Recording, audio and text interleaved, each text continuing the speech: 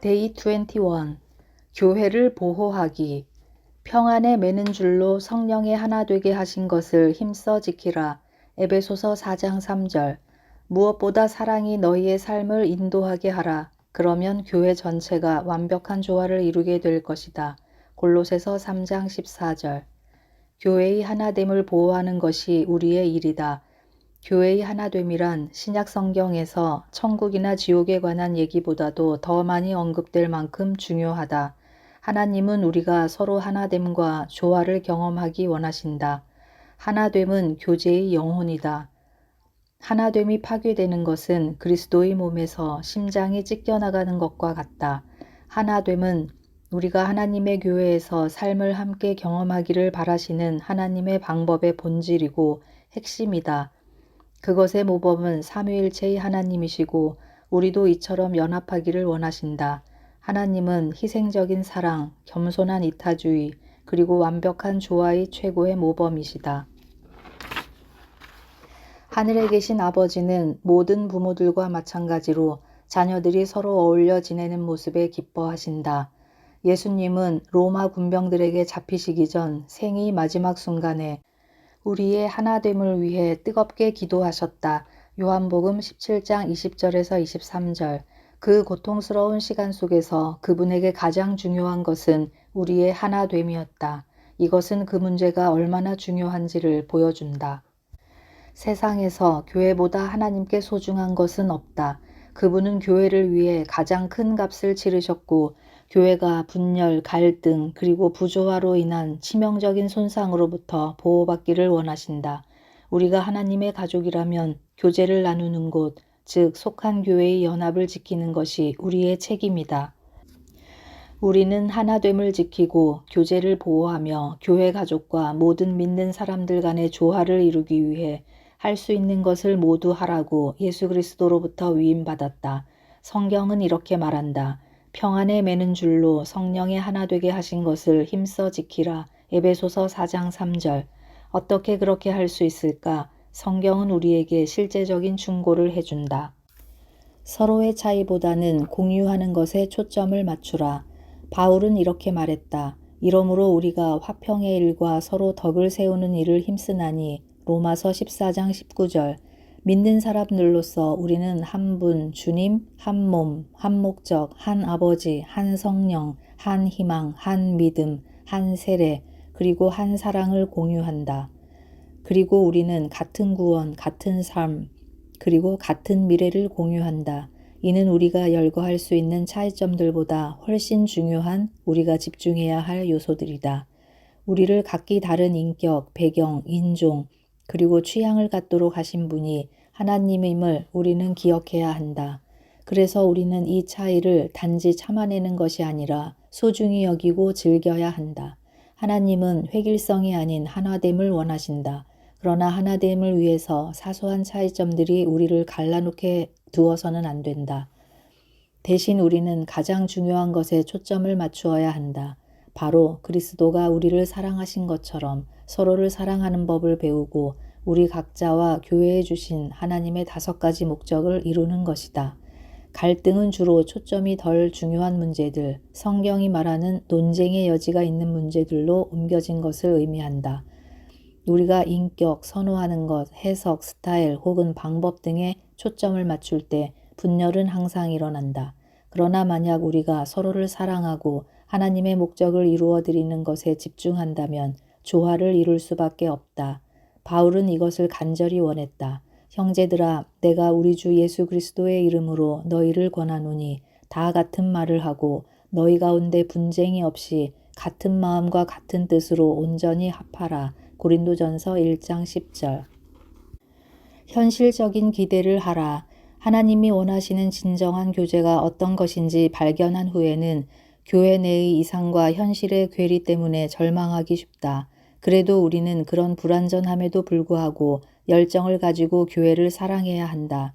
비판하면서 이상을 추구하는 것은 성숙하지 못한 행동이다. 반면에 이상에 대한 노력 없이 현실에 안주하는 것은 자기 만족일 뿐이다. 성숙함이란 이 둘 사이의 긴장 속에서 사는 것이다. 다른 믿는 사람들이 우리를 실망시키고 절망하게 할 수도 있지만 그렇다고 그것이 그들과의 교제를 끝내는 핑계가 될 수 없다. 그들이 가족처럼 행동하지 않을지라도 그들은 우리의 가족이고 우리는 그들을 떠나버릴 수 없다. 대신 하나님은 이렇게 말씀하신다. 모든 겸손과 온유로 하고 오래 참음으로 사랑 가운데서 서로 용납하고. 에베소서 4장 2절. 물론 사람들은 타당한 많은 이유들로 교회에서 멀어진다. 갈등, 상처, 위선, 무시, 인색함, 형식주의, 그리고 그 밖의 죄들이 그 이유가 된다. 하지만 이런 이유들로 충격을 받고 놀라기보다는 우리는 교회가 우리를 포함한 죄인들로 구성되어 있다는 사실을 기억해야 한다. 우리는 죄인이기 때문에 때로는 의식적으로, 때로는 무의식적으로 서로 상처를 준다. 그럴 경우 교회를 떠나기보다는 가능하다면 남아서 그 문제를 해결하려고 노력해야 한다. 도망가는 것보다는 화해하는 것이 더 성숙한 인격과 깊은 교제로 나아가는 길이다. 교회에 한번 실망하거나 환멸을 느꼈다고 해서 떠나는 것은 성숙하지 못한 행동이다. 하나님은 우리와 다른 사람들에게 가르쳐 주시고자 하는 것들이 있다. 더군다나 우리가 탈출해서 갈 수 있는 완벽한 교회는 없다. 모든 교회는 나름대로의 약점과 문제점들을 가지고 있다. 우리는 곧 다시 실망하게 될 것이다. 그루초 막스는 그를 받아주는 그 어떤 모임에도 속하고 싶지 않다고 이야기한 것으로 유명하다. 만일 교회가 완벽해서 우리를 만족시켜 줄 수 있다면 그 완벽함 때문에 우리는 그 교회의 구성원이 될 수 없다. 왜냐하면 우리는 완벽하지 않기 때문이다. 나치에 대항하다 순교한 독일 목사 디트리히 본 회퍼는 신도의 공동생활이라는 고전을 남겼다. 그 책에서 그는 교회에 대한 환멸은 우리의 완벽함에 대한 잘못된 기대를 없애주기 때문에 좋은 것이라고 했다. 교회가 완벽해야 사랑받는다는 환상을 빨리 버리면 버릴수록 우리는 더 빨리 겉모습을 버리고 우리 모두가 불완전하며 은혜를 필요로 한다는 사실을 받아들일 것이다. 이것이 진정한 공동체의 시작이다. 모든 교회는 이러한 푯말을 내걸 수도 있다. 완벽한 사람은 지원하지 않아도 됩니다. 이곳은 스스로가 죄인이고 은혜가 필요하다는 것을 인정하며 영적으로 성장하길 원하는 사람만을 위한 곳입니다. 본 회퍼는 믿는 사람들이 모인 공동체 자체보다 공동체에 대한 자신의 꿈을 더 사랑하는 사람은 그 공동체를 파괴하는 사람이다. 만일 우리가 속한 공동체에 대해 경험이나 예산의 부족, 약점, 작은 믿음, 그리고 어려움에도 불구하고 매일 감사하지 않으면서 모든 것이 하찮고 사소하다고 불평만 한다면 우리는 하나님이 세우신 공동체의 성장을 막는 것이다고 말했다. 비판하기보다 격려하라. 공동체에 참여하고 기여하는 것보다는 한 발짝 뒤로 물러서서 섬기는 사람들을 비판하는 것이 항상 더 쉽다. 하나님은 서로를 비판하거나 비교하거나 판단하지 말라고 계속해서 경고하신다. 로마서 14장 13절, 야고보서 4장 11절, 에베소서 4장 29절, 마태복음 5장 9절, 야고보서 5장 9절.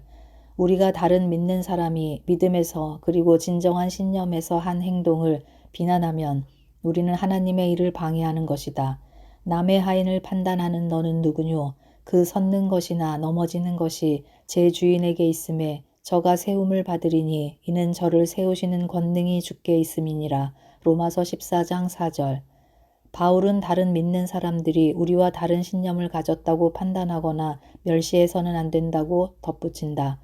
내가 어찌하여 내 형제를 판단하느뇨? 어찌하여 내 형제를 업신여기느뇨? 우리가 다 하나님의 심판대 앞에 서리라. 로마서 14장 10절. 우리가 다른 믿는 사람을 판단할 때마다 네 가지 일이 순간적으로 일어난다. 우리는 하나님과의 교제를 잃게 되고 우리의 교만과 불안을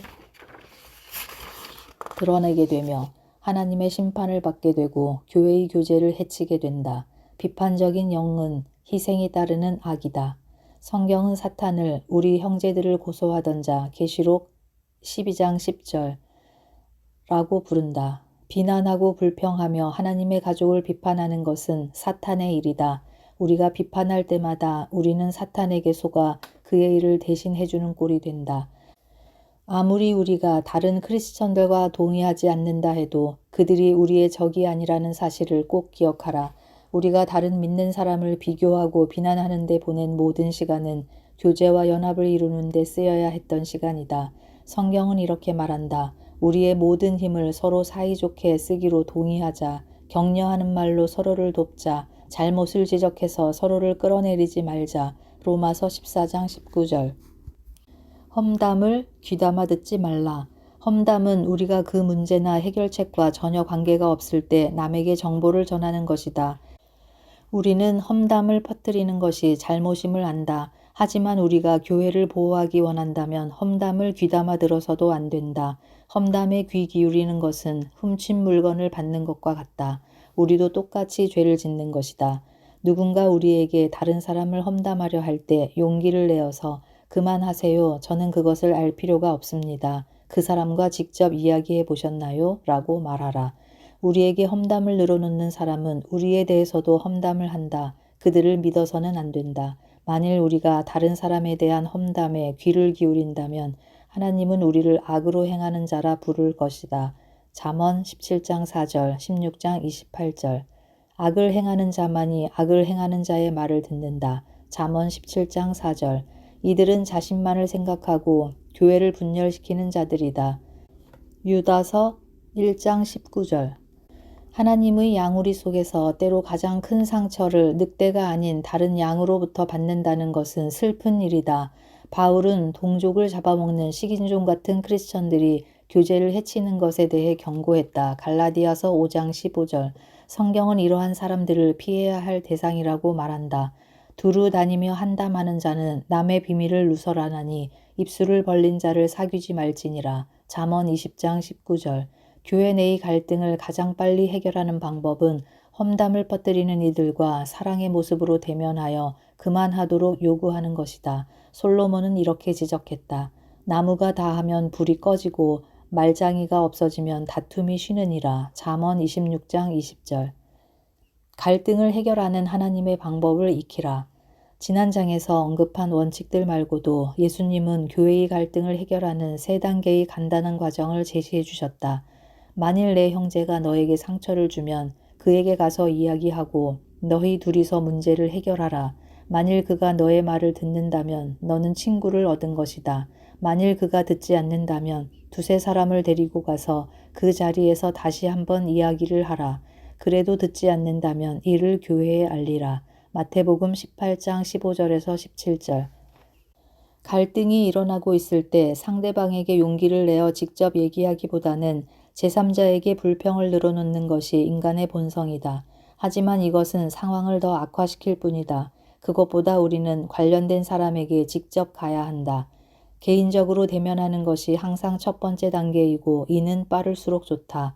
만일 단둘이서 문제를 해결할 수 없다면 그 다음 단계는 그 문제를 확인하고 관계를 회복하기 위해 몇 사람의 도움을 받는 것이다. 만일 상대방이 계속 고집을 부린다면 어떻게 할 것인가? 예수님은 교회에 알리라고 말씀하신다. 그래도 그 사람이 계속 거부한다면 그 사람을 믿지 않는 사람처럼 대해야 한다. 마태복음 18장 17절. 목사와 지도자들을 지지해주라. 완벽한 지도자는 없다. 하지만 하나님은 그들에게 교회의 하나됨을 지킬 책임과 권위를 주셨다. 사람들 사이의 갈등 속에서 이것은 고맙지 않은 일이다. 목사들은 상처를 받았거나 갈등하고 있거나 성숙하지 못한 교인들 사이에서 중재하는 유쾌하지 않은 역할을 해야 한다. 그들은 또한 모두를 기쁘게 해야 하는 불가능한 임무도 받았다. 이것은 예수님도 하시지 못한 일이다. 성경은 우리가 섬기는 사람들과 어떤 관계를 맺어야 하는지 분명하게 말하고 있다. 너희는 인도하는 자들에게 순종하고 복종하라. 저희는 너희 영혼을 위하여 경성하기를 자기가 회개할 자인 것 같이 하느니라. 저희로 하여금 즐거움으로 이것을 하게 하고 근심으로 하게 말라. 그렇지 않으면 너희에게 유익이 없느니라. 히브리서 13장 17절. 언젠가 목사들은 하나님 앞에 서서 그들이 우리들을 얼마나 잘 돌보았는지에 대해 회개하게 될 것이다. 하지만 우리도 책임이 있다. 우리도 하나님 앞에서 얼마나 지도자들에게 순종했는지 회개할 것이다. 성경은 목사들에게 불화를 일으키는 사람들을 어떻게 다루어야 하는지 구체적으로 이야기해준다. 그들과의 논쟁을 피하고 그들의 변화를 위해 기도하면서 조용히 타이르고 논쟁하기 좋아하는 사람들에게 경고하며 조화와 연합을 구하고 지도자들을 존경하지 않는 사람들을 훈계하며 두 번의 경고를 무시할 때에는 그들과의 관계를 끊어야 한다. 우리를 영적으로 인도하고 섬기는 사람들을 존경하면서 우리는 교회를 보호해야 한다. 목사들과 장로들은 우리의 격려, 기도, 감사, 그리고 사랑을 필요로 한다. 우리는 다음과 같은 명령을 받았다. 형제 여러분, 여러분 가운데 수고하고 주님의 말씀을 가르치며 지도하는 분들을 존경하십시오. 여러분을 위해 일하는 그들을 각별한 사랑으로 대해 주십시오. 서로 화목하게 지내기 바랍니다. 데살로니가전서 5장 12절에서 13절. 나는 당신에게 교회의 하나됨을 보호하고 증진시키는 책임을 받아들일 것을 요구한다. 그에게 전력을 다하라. 그러면 하나님이 기뻐하실 것이다. 그렇게 하는 것이 항상 쉽지는 않다. 때로 당신은 당신 자신이 아닌 교회를 위해 가장 좋은 선택을 해야 할 것이고 다른 이들에게 호의를 베풀어야 할 것이다. 이것이 하나님이 당신을 교회라는 가족 공동체로 묶으신 이유이고 이기심을 버리는 방법을 배우는 것이다. 공동체에서는 나보다는 우리, 내 것보다는 우리 것이라고 말하도록 배운다. 하나님은 이렇게 말하신다. 자신의 이익만을 생각하지 말아라. 다른 믿는 자들과 그들을 위한 최선이 무엇인지 생각하라. 고린도전서 10장 24절. 하나님은 하나된 교회에 복 주신다. 새들백 교회에서는 모든 멤버들이 교회의 하나됨을 보호하겠다고 약속이 포함된 서약서에 서명을 했다. 그 결과 지금까지 한 번도 교회를 분열시키는 갈등이 생긴 적이 없다. 또한 중요한 것은 이렇게 사랑하고 하나된 교제 덕분에 많은 사람들이 이 교제 안으로 들어오기를 원하는 것이다. 지난 7년 동안 우리 교회는 9,100명 이상의 새신자에게 세례를 주었다.